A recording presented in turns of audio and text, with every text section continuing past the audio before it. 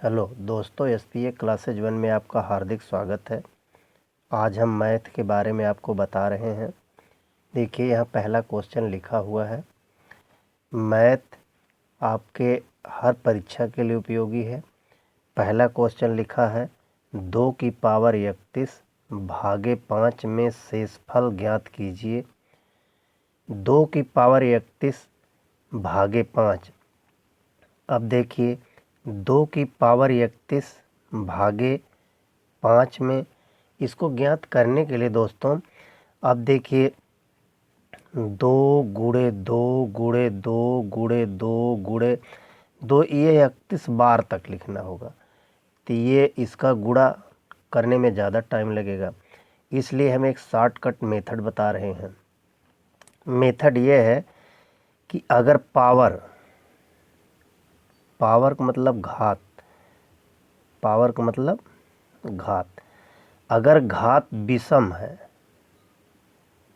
घात विषम है तो अगर घात विषम है, जब घात विषम है तो जो बेस है, बेस देखिए यहाँ बेस 2 है, बेस की घात 1 या 3 लगाकर हल करें, लगाकर हल करें। देखिए, अब इससे आपको आसानी हो जाएगी। अगर पावर विषम है, ये जो घात विषम है, तो पावर बेस की घात 1 या 2 लगाकर हल करें। या अगर सम है तो सम के लिए 2 और 4 है, लेकिन हमारी पावर यहाँ विषम है। विषम का मतलब 31 है, तो 31 है, तो यहाँ हल करने के लिए 2 की पावर अगर हम 1 लगाते हैं, भागे 5 करते हैं, तो भागे जब 5 करेंगे, 2 में 5 से भाग देंगे, 2 में 5 से भाग देंगे, 1 बार जाएगी, तो यहाँ 5 होगा, तो हमारा उत्तर -3 होगा। तो उत्तर माइनस कभी नहीं होता है, यह प्लस में होता है, यह +3 होगा। अब देखिए, इस पर अगर छोटा है, नहीं हल हो पा रहा है, तो 2 की पावर 3 कर लीजिए, इसके हिसाब से जो लिखाया गया है 2 की पावर 3 भागे 5 कर दीजिए, वही उत्तर आएगा। देखिए, 2 की पावर 3 यानी 2 गुणे 2 गुणे 2 करेंगे तो 8 होगा। अब यहाँ पर 8 भागे 5 कर दीजिए, 5 से 8 में भाग दे दीजिए, 1 बार जाएगी, 5 एकम 5, 3 आएगा। हमें शेषफल पूछा है, शेषफल हमारा कितना आ गया, 3 आ गया। अगर हम इनका जोड़ा बनाएं, जैसे इनको हल करने के लिए हम 3 3 3 की पावर में जोड़ें, तो भी लास्ट में 2 पावर बचेगी, तो शेष यही आएगा।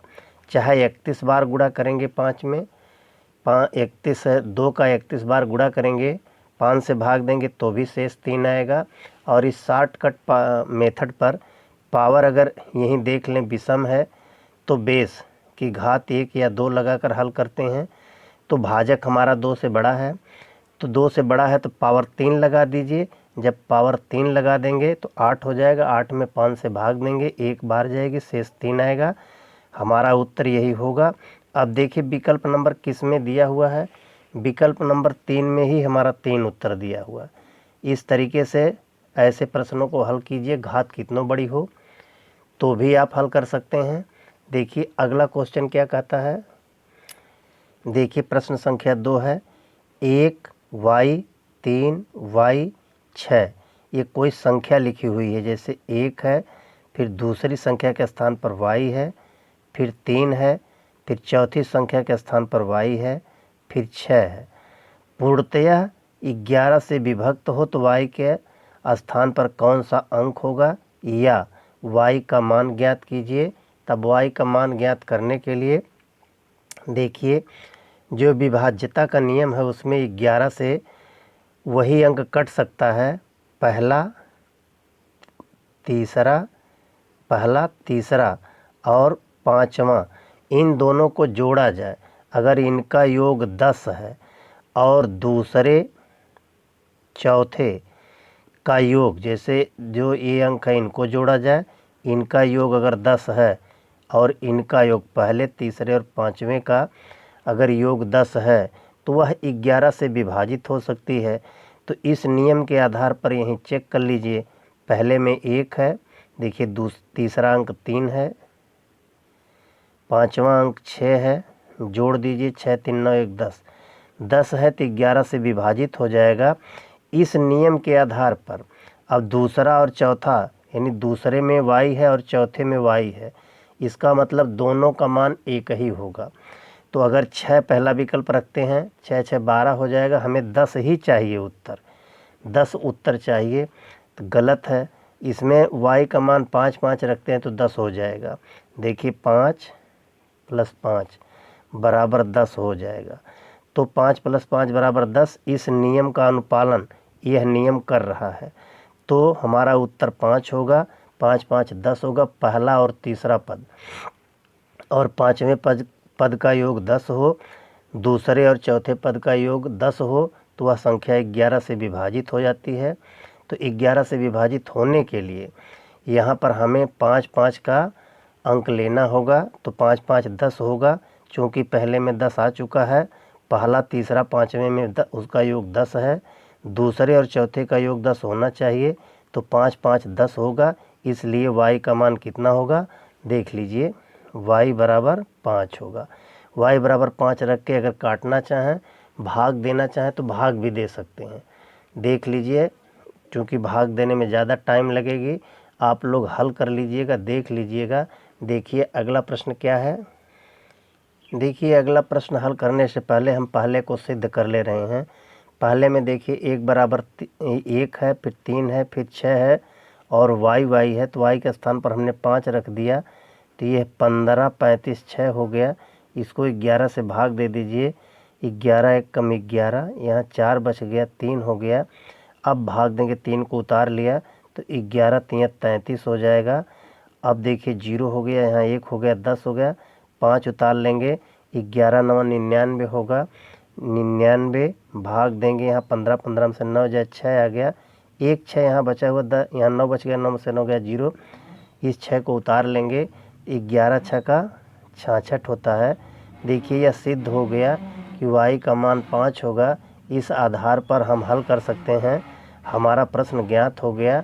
देखिए अगला प्रश्न, देखिए यहाँ तीसरा क्वेश्चन लिखा है, 4 की पावर 61 + 4 की पावर 62 + 4 की पावर 63 + 4 की पावर 64 किससे विभक्त होगा। विकल्प है 3 10 11 13।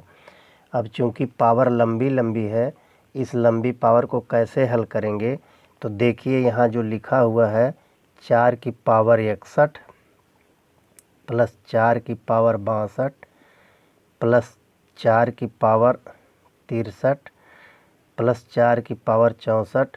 अगर हम इसको कॉमन ले लें, 4 की पावर 61, तो 1 बच जाएगा, यहाँ 62 में से 61 निकल गया, तो यहाँ हमारा आधार 4 है, 4 बच जाएगा। यहाँ निकल गया 61 तो 2 बच जाएगा, 4 की पावर 2 हो जाएगी। यहाँ से 64 से 61 घट गया तो 4 की पावर 3 हो जाएगी। अब देखिए 4 की पावर 61 है, तो 1 + 4 + 4 चौके 16 + 4 चौके 16 चौके 64, यानी इनका मान 64 हो गया। अब कोष्टक के अंदर वाले क्रिया को, अंकों को जोड़ दीजिए, तो 64 16 80 4 84 5 85 हो गया, 85। अब देखेंगे तो 85 हमारा मान आ गया। 85 किससे विभक्त हो रहा है, किसी से नहीं विभक्त हो रहा है। तो देखिए आगे हमें अभी उत्तर ढूंढना है, हमारा क्वेश्चन अभी पूरा नहीं हुआ है हल करने में। तो हम 4 की पावर 60 गुणे 4 लिख सकते हैं, 4 की पावर 1 गुणे 85 हम लिख सकते हैं। अगर हम 85 लिख सकते हैं तो 4 की पावर 60 गुणे 4 5 20, 4 बटे 32, 32 4 36, 360 हो गया। 360 को देखिए किस संख्या से काटा जा सकता है। 360 जिस संख्या से कटेगा, 4 की पावर 60 भी उसी से कटेगी।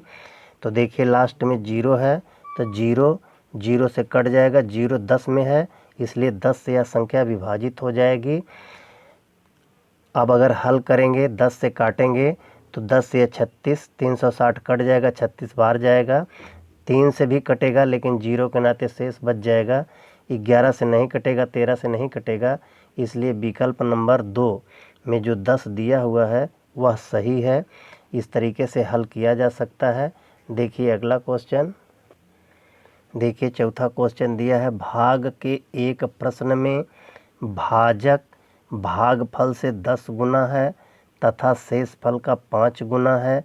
यदि शेषफल 46 हो तो भाज्य कितना है। भाज्य यही संख्या 4 विकल्प दिया हुआ है।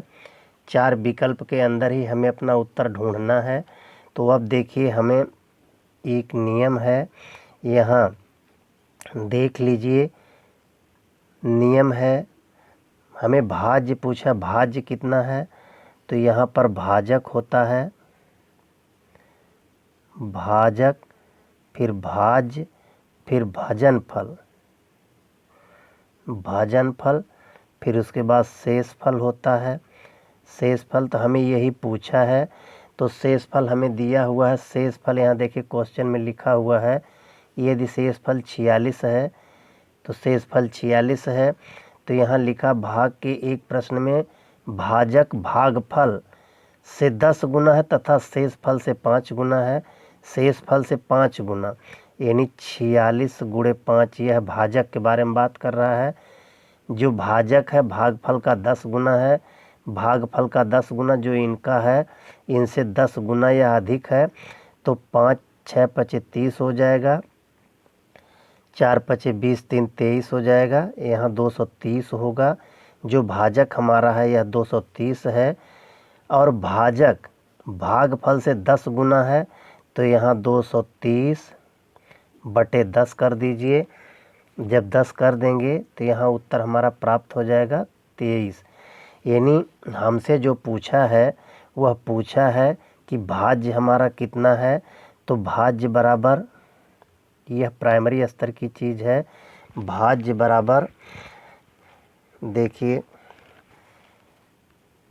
भागफल गुणे भाजक प्लस शेषफल। अब इसी पर लगा लीजिए, हमारा भागफल 23 है गुणे भाजक, भाजक 230 है प्लस शेषफल 46 है।